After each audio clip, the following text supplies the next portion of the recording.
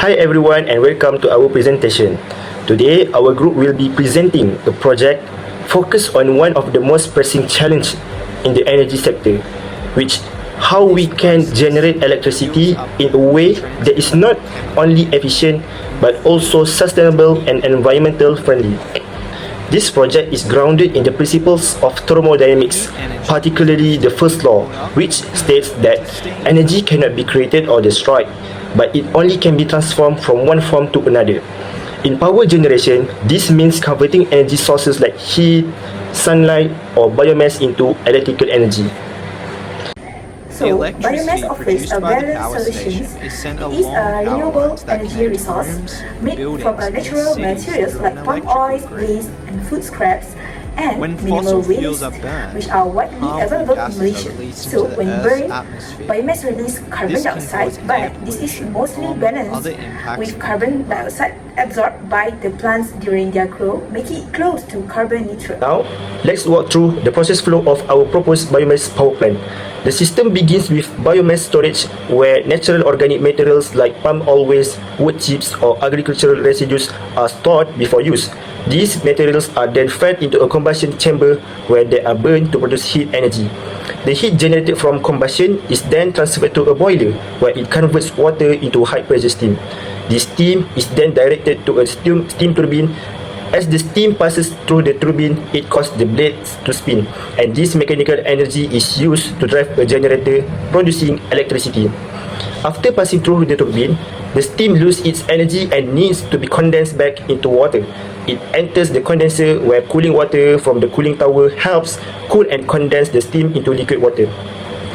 The resulting water is then pumped by the feed water pump back into the boiler, completing the cycle and ensuring continuous operation of the system.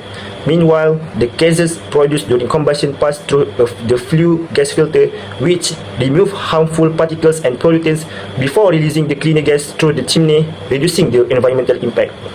Let me talk about the function of equipment in our PFD. First and foremost is the biomass storage. It is a cross silo where the wet and dry biomass material are stored. Second is the furnace. It burns the biomass to generate the high temperature fluid gas. And the third is boiler. It transfers heat from the fluid gas to the water, converting it into the high pressure steam to drive the turbine.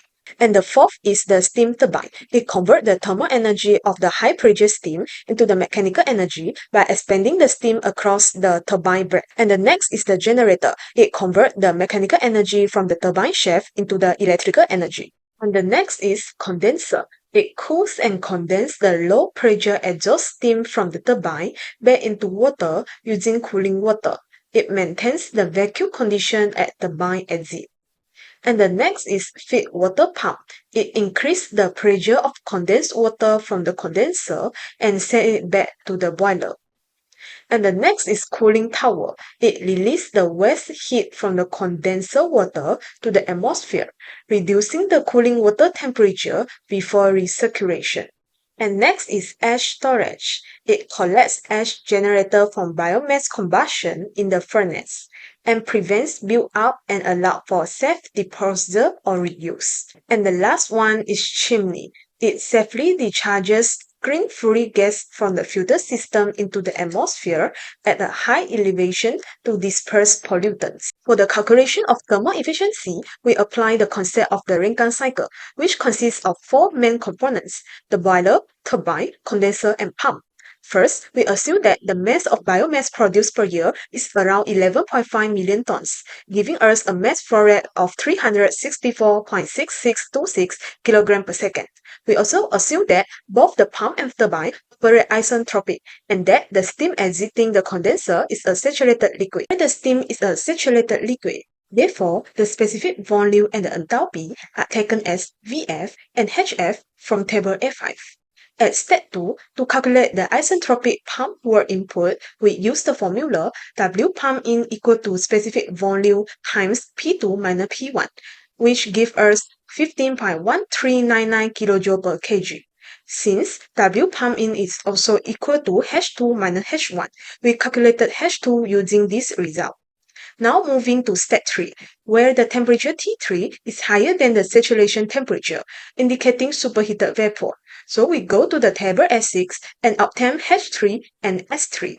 The heat input was then calculated using Q in equal to H3 minus H2 and get the result 3242.4501 kJ per kg. At step 4, since the turbine is isentropic, S4 is equal to S3. From table Fi, we identified the state as a saturated mixture liquid vapor. We then calculated the quality and the isentropic H4. The isentropic turbine work output was determined using the W turbine out equal to H3 minus H4 and get the result 1385.0973 kJ per kg. From our research, the isentropic efficiency of the pump is 70% and that of the turbine is 85%. Using the formula, efficiency pump in equal to W isentropic over W actual, we found that the actual pump work input. And for the efficiency turbine out equals to W actual over W isentropic, we can find the actual turbine work output. We then calculated the net work by subtracting the pump work from the turbine work and determined the thermal efficiency using the thermal efficiency equal to W net over Q in, which gave us 48.43%. Before calculating the power generation capacity, we refer to the efficiency of the boiler, which is 85%, and generator 98%. Finally, using the formula, power is equal to mass flow rate multiply network multiply boiler efficiency and multiply the generator efficiency, we obtain a total power output which is 477.1647 megawatt. Let's compare our proposed biomass power plant with a typical solar power generation system. First, in terms of thermal efficiency, solar power system don't involve any heat-based process. They work by directly converting sunlight into electricity using photovoltaic cells.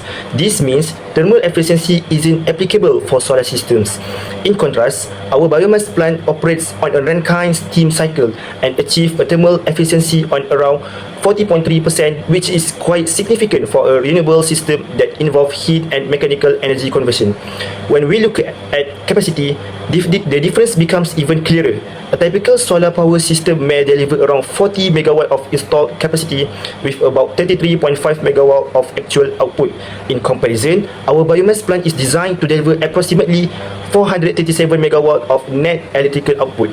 That's over 10 times more than what solar can provide.